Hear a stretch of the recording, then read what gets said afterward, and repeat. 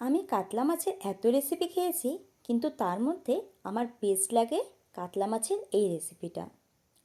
যদি এই রেসিপিটা না খেয়ে থাকো, তাহলে একবার এইভাবে বানিয়ে দেখো। আর যারা ট্রাই করেছো তাদেরকে রেকমেন্ড করব, আমি যেইভাবে বানাই একবার এইভাবে বানিয়ে দেখো। So hello everyone, welcome to Moumita stream.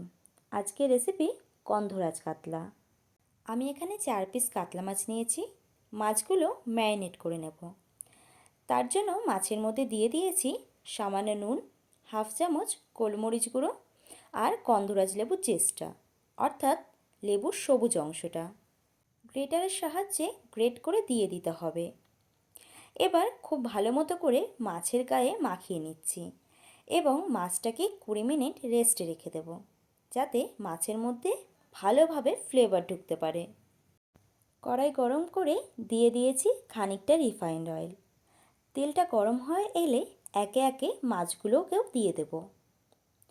মাছগুলো একদম লাল লাল করে ভেজে নেব।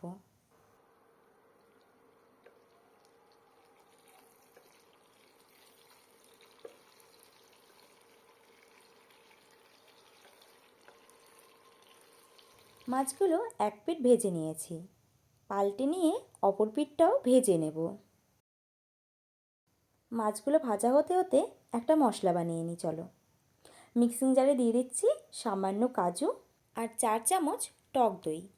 অল্প জল দিয়ে খুব ভালো মতো করে বেটে নেব। আর তার সাথে কিছুটা গন্ধরাজ লেবুর রস চিপড়ে একটা বাটিতে নিয়ে নিচ্ছি এবং কিছুটা লেবুর সবুজ অংশ গ্রেট করে নিচ্ছি।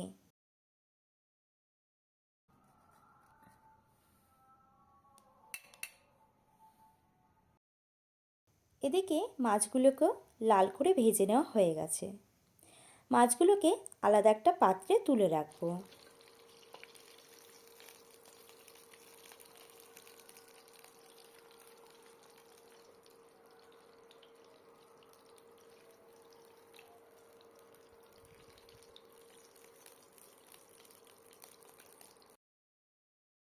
দিয়ে দিচ্ছি কিছুটা পেঁয়াজ বাটা। বড় সাইজের দুটো পেঁয়াজ বেটে রান্নায় দিয়ে দিচ্ছি। এবার পেঁয়াজটাকে একদম ভালো মতো করে কষিয়ে নিতে হবে। একটু সময় ধরে যদি না কষানো হয়, পেঁয়াজের কিন্তু কাঁচা গন্ধ থেকে যাবে।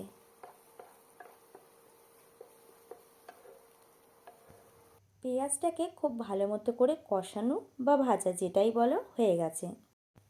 এখন দিয়ে দিচ্ছি হাফ চামচ আদা বাটা, হাফ চামচ রসুন বাটা আর আবারও দিয়ে দিচ্ছি গ্রেট করে লেবুর সবুজ অংশটা।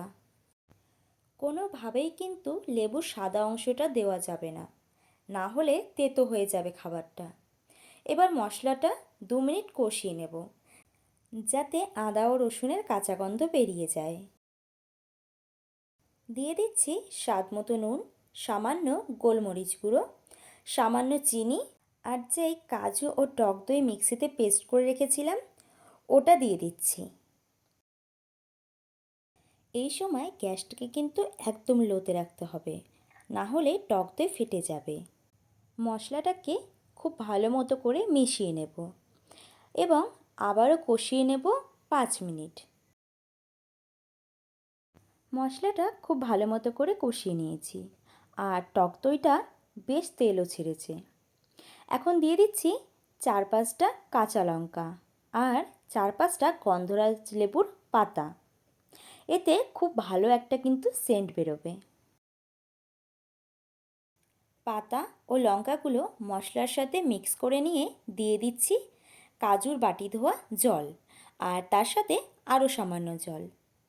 এবারে ঝোলটা 5 মিনিট ফুটিয়ে নেব। ঝোলটা হালকা ঘন হয়ে এলে দিয়ে দেব মাছগুলো। মাছগুলোকে উল্টে পাল্টে নেব, এতে মাছের মধ্যে ভালোভাবে ফ্লেভার ঢুকবে। গ্যাসের ফ্লেমটাকে মিডিয়ামে রেখে মাছগুলোকে ঝোলের সাথে 5 মিনিট ফুটিয়ে নেব।